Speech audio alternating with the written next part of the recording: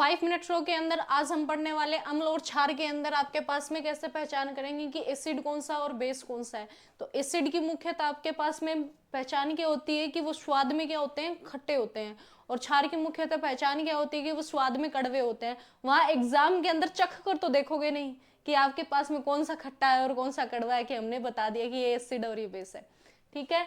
दूसरा एक और पता लगाने का तरीका क्या होता है, लिटमस पत्र। क्या होता है, लिटमस पत्र होता है। तो लिटमस पत्र यदि आपके पास में यदि अम्ल है तो लिटमस पत्र को कैसे याद रखेंगे, अनिल से याद रख लोगे। तो ये क्या करेगा, नीले को क्या कर देगा, नीले से लाल बनाएगा। क्या बनाएगा, नीले से लाल। और आपके पास में ये क्या करेगा, लाल से लिटमस पत्र को क्या देगा, नीला रंग प्रदर्शित करेगा। कैसा रंग प्रदर्शित करेगा, नीला रंग प्रदर्शित करेगा। अब वहां एग्जाम में लिटमस पत्र भी नहीं होता, चख भी नहीं सकते। एक और तरीका क्या होता है कि आपके पास में यदि आपके पास में अम्ल वे होंगे जो क्या दे, H+ आयन। H+ को ही हम क्या बोलते हैं, प्रोटॉन भी बोलते हैं। H+ को ही क्या बोलते हैं, प्रोटॉन बोलते हैं। ठीक है, क्यों, क्योंकि H+ के अंदर क्या बचता है, आपके पास में प्रोटॉन बचता है और इलेक्ट्रॉन अपनी जगह छोड़कर चला जाता है, इसीलिए हम इसे प्रोटॉन भी बोलते हैं। ठीक है, तो आपके पास में अम्ल की पीएच का मान कितना होता है, 0 से 7 होता है। और आपके पास में क्षार की पीएच का मान कितना होता है, 7 से 14 होता है। ये आपके पास में पीएच स्केल है। पीएच स्केल की खोज करता भी पूछ लेता है कि पीएच स्केल की खोज करने वाला कौन था, सोरेनसन था। कौन था, सोरेनसन था। एक बार तो आपके पास में आरएस में पूछ लिया कि पीएच स्केल की खोज किसने की थी, सोरेनसन ने की थी। कैसे याद रखोगे कि अम्ल व क्षार के बारे में हमें ये बात कंफर्म करनी है, हमें ये कंफर्मेशन चाहिए, तो श्योरिटी से चाहिए, श्योरिटी से चाहिए। तो इसीलिए श्योरिटी से यानी कि हमने कैसे ध्यान रखनी है, सोरेनसन ने की थी इसकी खोज। नेक्स्ट फिर आपके पास में आपको ध्यान क्या रखना, पीएच स्केल में 0 से लेकर 14 तक नंबर होते हैं।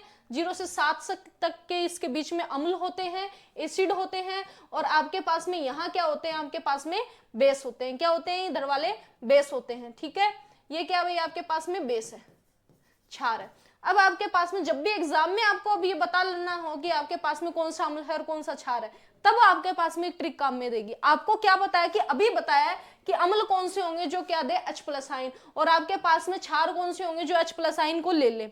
दूसरा, लाल को क्या किस में बदल दे, ये नीले में बदल दे। ठीक है, तो यहां पर आपके पास में मुख्यतः देखना H+ आयन और एक OH। जिसके पीछे OH दिख जाए ना, वो तो क्या है, क्षार है। जिसके पीछे अम्ल दिख जाए, आपके पास में H+ दिख जाए, वो क्या अम्ल है। अब देखो यहाँ देखो HCl में H दिखाई दे रहा है, HBr में H है, HI में भी H है, H H H H H। एक अकेला H भी आ सकता, 2 भी आ सकते, 3 भी आ सकते हैं, वो क्या होंगे, अम्ल होंगे। क्या होंगे, अम्ल होंगे। यदि H+ आयन दिखाई दे रहा है तो वो मुख्यतः किसमें रख देंगे, हम स्ट्रॉन्ग एसिड के अंदर रखेंगे। किसमें रखेंगे, स्ट्रॉन्ग एसिड के अंदर, प्रबल अम्ल में रख देंगे। यदि आपके पास में अधातु क्या बन जाए, अधातु के ऑक्साइड बन जाए, वो भी क्या होंगे, अम्ल ही होंगे। अधातु के ऑक्साइड्स को भी क्या कहते हैं, अम्ल ही कहते हैं, लेकिन थोड़े वीक होते हैं। ठीक है, COOH COOH COOH COOH COOH, ये भी क्या होंगे, जहां पर COOH दिखे ना वो भी क्या होंगे, अम्ल होंगे। लेकिन वो कैसे अम्ल होंगे, वीक होंगे, दुर्बल अम्ल होंगे। कैसे होंगे, दुर्बल अम्ल होंगे। देखो अम्ल पहचानने का H+ आयन दे। दूसरा, अधातु के ऑक्साइड, किसके, अधातु के। अब अधातु तो पता होनी चाहिए ना कि अधातु कौन सी होती है, तो जिसके अंदर आपके पास में लास्ट में 9 मिले, जैसे कार्बन, सल्फर, नाइट्रोजन, न मुख्यतः, तो क्या होगा आपके पास में, अधातु होगा। यदि ईएम लगे ना लास्ट में, वो लगभग क्या होते हैं, धातुएं होती हैं। क्या होती हैं, वो लगभग धातुएं होती हैं। क्या होती हैं, लगभग धातुएं। देखो lithium, sodium, potassium, caesium, magnesium, beryllium, aluminium, copper. Copper में नहीं लगा हुआ ना, तो मुख्यतः बोला मैंने। ठीक है, तो कुछ एक दो अपवाद है, केमिस्ट्री अपवाद के बिना थोड़ी ना चलती है। तो copper, calcium, magnesium, beryllium, potassium, आपके पास में लिथियम, रुबेडियम, मैग्नीशियम। तो आपके पास में जितने भी धातु के ऑक्साइड हो, किसके, धातु के ऑक्साइड, धातु के ऑक्साइड की जब भी बात हो ना, वो सभी क्या होंगे, हमेशा ही क्षार होंगे। क्या होंगे, वो सभी क्षार। ऑक्साइड भी हो सकते हैं, हाइड्रोक्साइड भी हो सकते हैं। ठीक है, तो ये आपके पास में ऑक्साइड भी है और क्या है, हाइड्रोक्साइड भी है।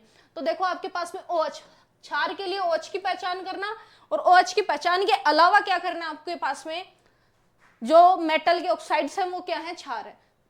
ट्रिक हो गई आपके पास में। नेक्स्ट आपके पास में यहां से देख लो OH OH OH OH। अब देखो यहाँ CuO है, ये मेटल ऑक्साइड है। OH नहीं आ रहा ना, लेकिन ये किसमें है, क्षार में, क्योंकि अभी बताया क्या होगा, क्षार होगा। ठीक है, MgO2 है, धातु का ऑक्साइड हो गया ना, क्या हो गया, क्षार हो गया। RbO2 है, ये क्या हो गया, मेटल का ऑक्साइड हो गया, क्षार हो गया।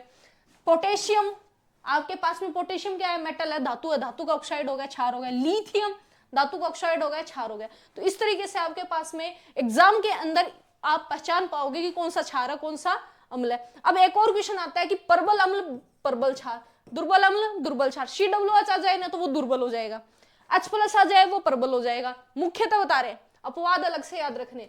यदि आपके पास में क्षार में ध्यान रखना सोडियम या पोटेशियम आ जाए ना तो लगभग आपके पास में वो क्या होंगे, प्रबल क्षारी कहलाएंगे। ठीक है, एंड थैंक यू। आपके पास में ये बात जरूर ध्यान रखना, सोडियम पोटेशियम के हाइड्रोक्साइड बोले मैंने, यहाँ क्या बोला है, हाइड्रोक्साइड। वो क्या होंगे, सोडियम और पोटेशियम के हाइड्रोक्साइड प्रबल ही होते हैं। क्या होते हैं, प्रबल होते हैं। एंड थैंक यू, बाकी करेंगे नेक्स्ट क्लास के अंदर।